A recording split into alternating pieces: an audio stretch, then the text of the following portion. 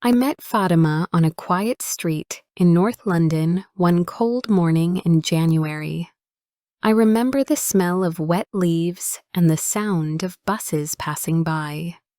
The city was half asleep, and so was I. I had left my house early because I wanted to clear my head. My name is Alice, and at that time I was 45 years old.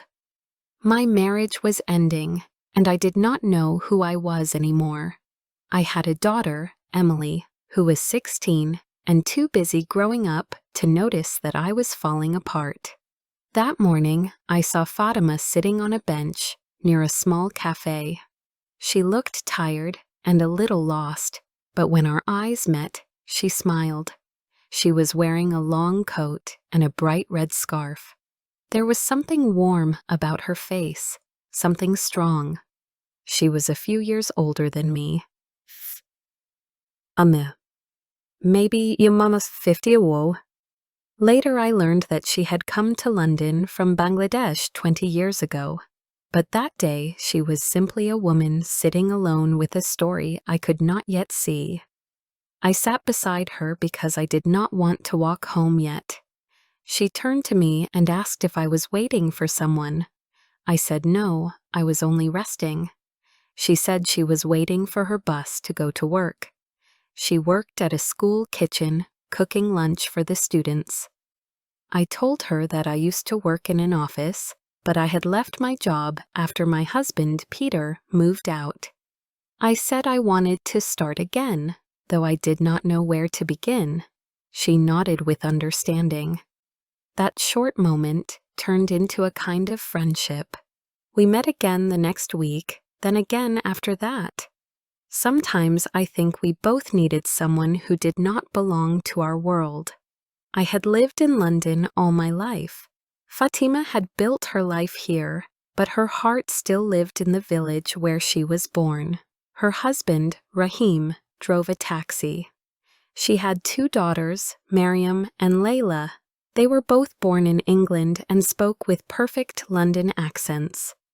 Fatima laughed when she told me that they called her old-fashioned. Before we go deeper into this story, I would love to know something about you. Where are you listening from? Which city, which country? Share it in the comments. And if you are enjoying this story, please subscribe to hear more every week. I began to visit Fatima's home on weekends. It was small but full of life. The walls had photographs of her family in bright wooden frames. There was always the smell of spices and fried onions. She would offer me tea, sweet and strong, and we would sit by the window talking about our daughters. Mariam was studying to be a lawyer. Layla wanted to be an artist. Fatima was proud of them, but she worried too. She said London was changing her daughters. They wanted freedom, not tradition. I understood her fear. I also wanted my daughter to be safe, but not trapped. Emily and Layla went to the same school. They became friends quickly, and that made things easier between our families. Sometimes Emily stayed at their house, and sometimes Layla came to ours. Watching them laugh together reminded me that the next generation could mix, learn, and grow without the fear or pride that shaped us. Fatima's husband, Rahim, was quiet. He smiled politely, but rarely joined our talks. He spent most of his time driving his taxi. Fatima once said that he missed his country, but did not want to return there. "We are in between," she said softly. "We belong everywhere and nowhere." There was something in those words that stayed in my mind. I too felt in between being a wife and not being one, between who I was and who I wanted to be. London was full of people like us, people who were searching for something, though they could not name it. A few months later, Fatima invited me to a family dinner. It was a celebration for her younger daughter's school results. I brought a small cake, unsure if it was the right thing to bring. When I entered their home, I saw a large table full of food. There were dishes I had never tasted before. Everyone was talking and laughing. Fatima introduced me to her relatives. They were kind, but I could feel their eyes on me, the outsider in the room. I tried to smile and eat, but I felt awkward. Then Fatima's mother, an old woman who lived with them, looked at me and asked Fatima something in Bengali. Fatima answered softly, then turned to me with a kind smile. "She is asking why you are alone," she said.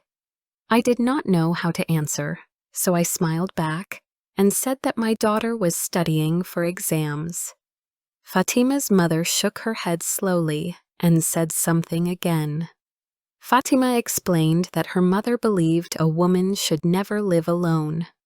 I felt embarrassed, but also strangely touched. In her eyes, loneliness was something to be fixed, not accepted. After dinner, Fatima and I went outside to breathe. She said she hoped I did not feel uncomfortable.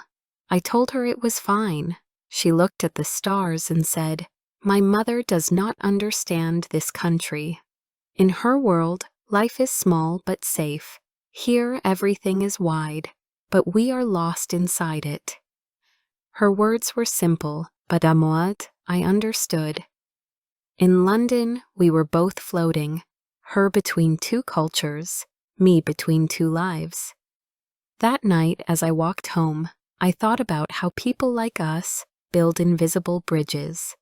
We cross them to meet each other halfway. Fatima and I were from different worlds, but we carried the same questions. How do you belong? How do you forgive the past and start again? Weeks passed, and our friendship grew stronger. Fatima started teaching me how to cook some of her dishes, and I helped her improve her English writing for her citizenship course. Our daughters also grew closer, but as time went on, the small differences began to show. Emily once told me that Layla's parents did not like her going out late. She said they thought she was a bad influence. I was surprised and a little hurt, but I did not tell Fatima. I knew she loved me, but her family had their own ways. One rainy afternoon, something happened that changed everything. Fatima called me and said her older daughter, Mariam, had been offered a job in New York. She was proud, but also afraid. She said Rahim did not want Mariam to go. He said it was too far, too dangerous. Fatima said, "He does not see that she has wings now. He wants to keep her in a box." I knew that feeling too well. I had tried to keep my daughter close after my marriage ended, but I could not stop her from growing away from me. When Mariam left for New York, Fatima cried. She said she felt proud and broken at the same time. That evening, I sat beside her, and we drank tea in silence. She said, "When you give life to a child, you give them to the world." I thought of my own daughter and how one day she would also leave. Fatima and I were mothers, learning to let go. London changed with the seasons. Fatima's home became quieter. Rahim worked longer hours. Layla spent more time with friends from her art school. Emily was preparing for university. I went back to work at a small library. Life moved forward, but I often thought about that first morning when I met Fatima on the bench. I did not know then that she would become part of my story, part of my understanding of who I was. We were two women from different worlds, sitting in the same city, learning how to belong. Before I continue with the story, please like, subscribe, share, and tell me in the comments where you are listening from. Your support means a lot. Now, let's continue. The year my daughter Emily turned 18 was the year everything began to change. It started quietly, like the slow turning of a page. She finished school and was waiting for her exam results. I noticed she spent more time with Layla, who was now studying art at a small college in the city. They were always together, talking about new films, books, and the world they wanted to live in. When I looked at them, I felt proud but also afraid. I could already see that they wanted to escape from the world we had built for them. Fatima and I met less often after Mariam left for New York. She said she was working extra hours and felt tired most evenings. Still, when we met, our talks were the same mix of joy and sadness. She told me that Rahim worried about Layla.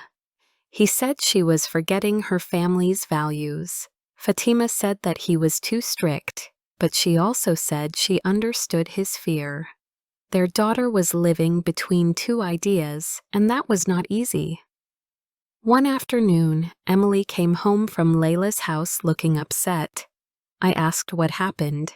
She said that Layla's parents were fighting because Layla wanted to move out and live near her art school. Rahim said no.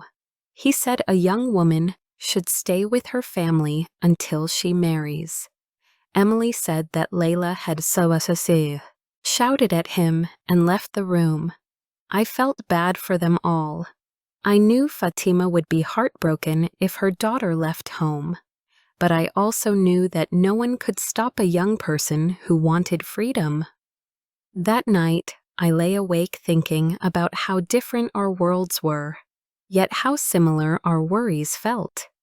I wanted Emily to be safe, but also independent. Fatima wanted the same for her daughter, but her way of protecting her was not the same as mine. It was strange how love could take such different shapes. A few weeks later, Fatima invited me to her house again. It had been months since I last visited. When I arrived, the house felt different.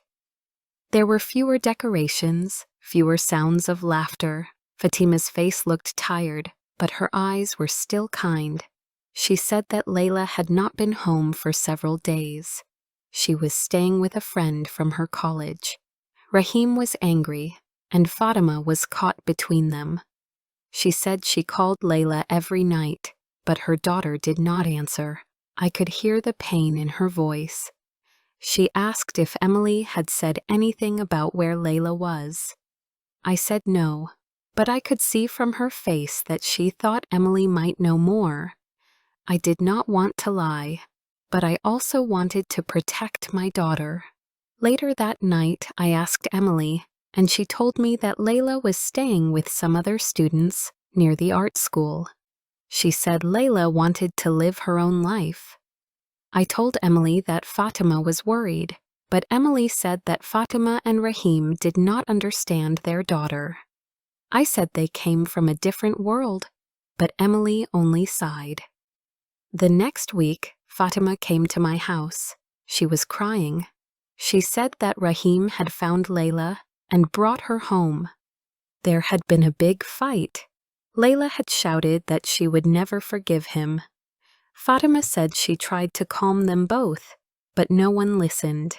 She said she felt like a stranger in her own house.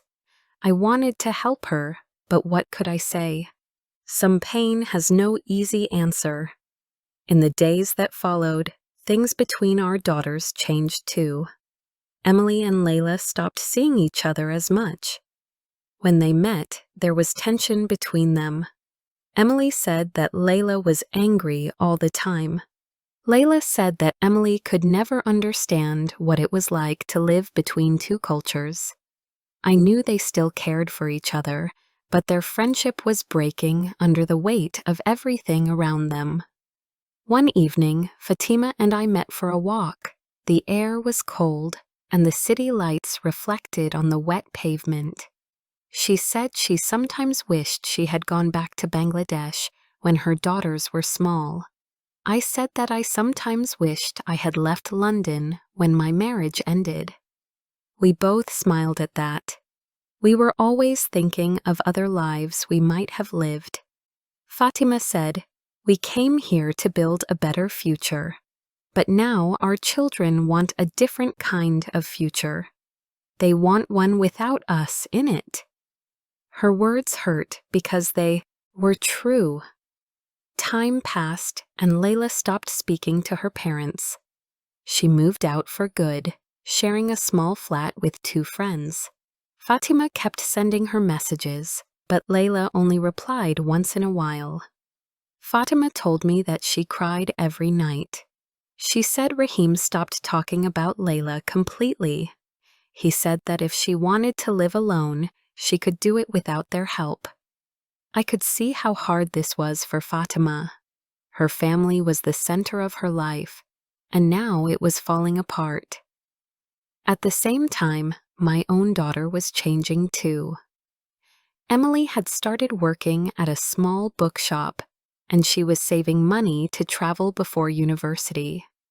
She said she wanted to go abroad, maybe to Spain or Italy. When she told me that, I smiled, but inside I felt a quiet fear. I did not want to lose her too. I understood Fatima's pain now more than ever. We were both watching our daughters walk into the world, away from us. Months later, Fatima told me that Rahim had gone back to Bangladesh to visit family. She said he wanted time to think. He planned to stay there for several months. She looked lonely when she said it. I asked if she would visit him, but she shook her head. She said she could not leave London. This was her home now, even if it did not always feel like it. We began to see each other more often again.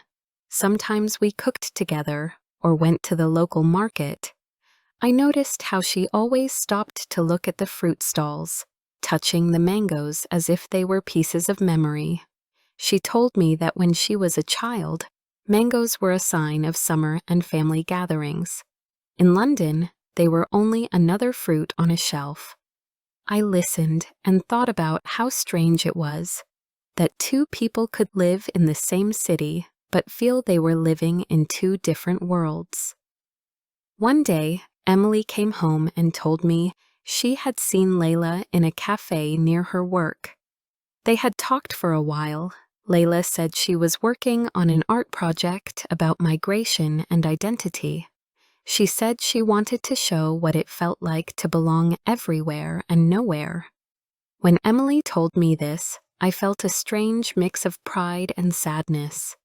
Layla had found her voice, but it had cost her family. I told Fatima about the meeting. At first, she said nothing. Then she smiled softly and said she was happy that Layla was doing something meaningful. But I could see the tears in her eyes. She said she wished her daughter could tell her these things herself. That night, I went home thinking about how mothers love without limits, even when their hearts are breaking. A year later, Fatima invited me to an art exhibition. It was Layla's show.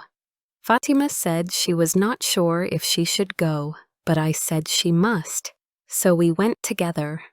The gallery was full of people, and the walls were covered with paintings. One painting showed a small kitchen filled with color and life. It looked like Fatima's kitchen. Another showed 2 women sitting on a bench in winter, one in a red scarf, one with a tired face. My eyes filled with tears. Fatima held my hand tightly. Then we saw Layla across the room. She was talking to some students. She looked confident and happy. For a moment, Fatima hesitated, but then she walked toward her daughter. I stayed behind. I watched as Layla turned, surprised, and then smiled. Fatima began to cry, and Layla hugged her. It was a simple moment, but it felt like the closing of a long wound. That night, Fatima called me. She said she and Layla had talked for hours. She said Rahim was still in Bangladesh, but she would tell him that their daughter was doing well. She said she felt light for the first time in years. I smiled when I heard her voice. When I hung up, I looked at Emily's empty room. She was already at university, living in another city. I realized that we had both reached a kind of peace. Fatima had found her daughter again, and I had learned to let mine go. We were two women from two worlds, yet our stories had crossed again and again until they felt like one. 10 years passed before I realized how much life had changed around me. It happened slowly, in small steps that I did not notice at first. Then one day, I looked back and saw that everything was different. The city had new buildings, new people, and new energy. London was louder, brighter, and more crowded. I was older, quieter, and more patient. Emily had finished university and was working for a charity that helped refugees. She said she wanted to make a difference, to give people a chance to feel at home in a new country. I thought of Fatima when she told me that. Perhaps our friendship had taught Emily something about kindness.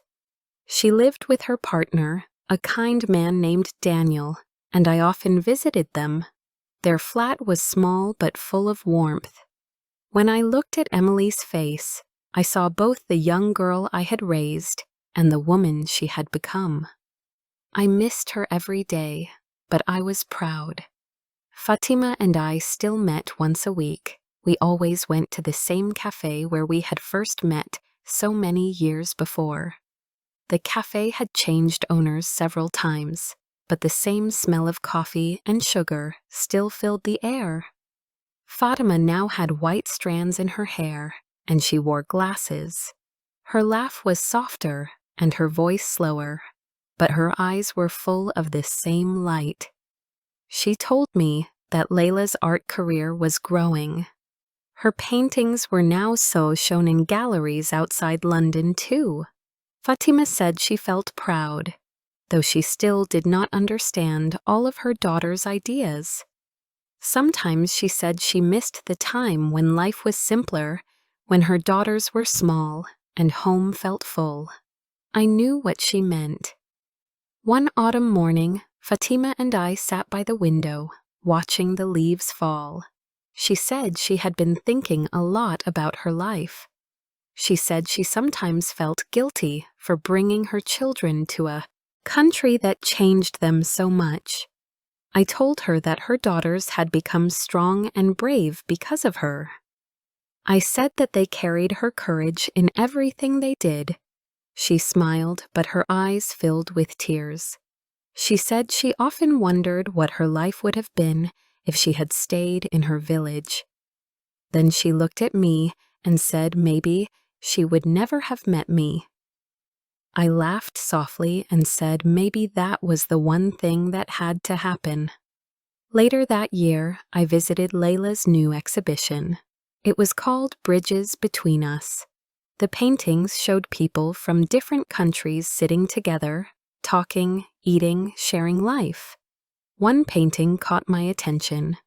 It showed two older women sitting in a cafe, holding hands with soft light coming through the window. I recognized us immediately. When Layla saw me looking at it, she smiled and came over. She said the painting was about friendship that survives difference. I felt my eyes fill with tears again. I said it was beautiful, and she thanked me gently. I told her that her mother would be proud, and she said that she already knew. Fatima came to see the exhibition a few days later. She called me that evening. Her voice was quiet, but full of emotion. She said she had stood in front of the painting for a long time. She said she could not stop crying because she felt that her life, her friendship, and her love for her family were all inside those colors. She said she wished Rahim could have seen it. I asked about him, and she told me he was still living in Bangladesh. He called sometimes, but he had not come back. She said she had stopped waiting for him. London was her life now. As time went on, our meetings became slower, calmer, filled with stories about the past. Sometimes we walked through the park where we used to take our daughters. The trees were taller, the benches older. We would sit and watch young mothers push baby prams and laugh together. I remember one day she said that watching them made her heart both happy and sad. She said she had learned that motherhood never ends, but it changes shape. She said she had finally stopped trying to hold on to the past. One winter evening, Fatima invited me to dinner. When I entered her house, I felt the same warmth as before. The smell of spices, the sound of soft music, and the light of candles filled the room. Layla was there too. She greeted me with a hug. She said she had been working on a new art project about mothers and daughters. She said she wanted to show how love grows even when distance stays between people. Fatima listened and smiled. I could see pride in her eyes. After dinner, Fatima and I sat by the window again, drinking tea. She said she sometimes missed her old house in Bangladesh, with its open courtyard and mango trees. She said she still dreamed of it. I told her that I sometimes dreamed of my childhood too. I said I often saw my parents in those dreams, and they were always sitting at the kitchen table, smiling at me. Fatima said maybe dreams were small ways to visit home. I liked that idea. That night, as I walked back home through the cold streets, I thought about how much we had both traveled without moving. We had crossed from one kind of life into another. Fatima had crossed oceans, languages, and cultures. I had crossed through loss, loneliness, and fear, and somehow we had met in the middle, holding each other's hands. The following spring, something unexpected happened. Fatima fell ill. It started with tiredness, then hospital visits, and then longer days of rest. I visited her often. She said she was not afraid, only tired of hospitals. She said she had lived a full life and had seen her daughters grow strong. Sometimes we sat in silence. Sometimes we talked about small things like the weather or old recipes. Other times, she told me stories from her childhood. She said that when she was a little girl, she used to watch her mother cook for the whole village. She said the smell of rice and cardamom made her feel safe. When she told me that, I realized how powerful simple memories could be. Layla took care of her mother with great love. She painted less and spent more time at home. She said that caring for her mother felt like coming back to her first classroom, learning again what love really means. Emily also visited a few times. She brought flowers and books. Fatima always smiled when she saw her. She said she felt lucky to have two daughters, one born to her and one borrowed from another life. Months later, Fatima passed away quietly at home. It was early morning, and the sky was full of soft light. I sat with Layla that day, holding her hand. We did not speak much. Words felt too small. Later, I helped her prepare tea for the visitors who came to say goodbye. The house was full of people, full of stories, full of love. After the funeral, I went back to the park where Fatima and I had walked so many times. The trees were full of green leaves again. I sat on a bench and closed my eyes. I could almost hear her voice beside me, calm and warm. I thought about how friendship can grow from nothing, how two strangers can become family. Years passed again. Layla continued painting. Emily continued her work with refugees. Sometimes the two of them met for coffee and talked about their mothers. I liked to think that in some way, the bridge between our worlds was still there, strong and alive. Now, when I walk through the same streets where Fatima and I first met, I see how much the city has changed. New people, new voices, new languages fill the air. Sometimes I feel old and slow among them, but then I remember Fatima's words, She once said that a city is like a river. It moves, it changes, but it keeps flowing. I think she was right. At home, I keep one of Layla's small paintings on my wall. It shows two women sitting on a bench in winter, one wearing a red scarf. Whenever I look at it, I feel calm. It reminds me of everything we shared, of how friendship can become the quiet center of a noisy world. I still visit the cafe sometimes. I sit by the window and order tea with milk. I watch the people walking past. I see women from different countries, speaking different languages, carrying bags of food, laughing, talking, living. Sometimes I imagine Fatima sitting beside me, smiling, watching the same scene. Our stories began on a cold morning many years ago, when two lonely women met on a street in London. We thought we were only passing time. We did not know we were building something that would last forever. We came from two worlds, but our hearts learned the same language. Now I understand that friendship is not about where you come from, but about what you share when the world feels too large. Fatima gave me strength, patience, and faith in the kindness of people. She taught me that love does not need to look the same in every culture. It only needs to be honest. Whenever I feel lost or tired, I remember her smile and her red scarf. I remember her voice saying that we belong everywhere and nowhere, and that is all right. And in those moments, I know that part of her still walks beside me through this city we both called home. If you liked my story, please like, comment, and share.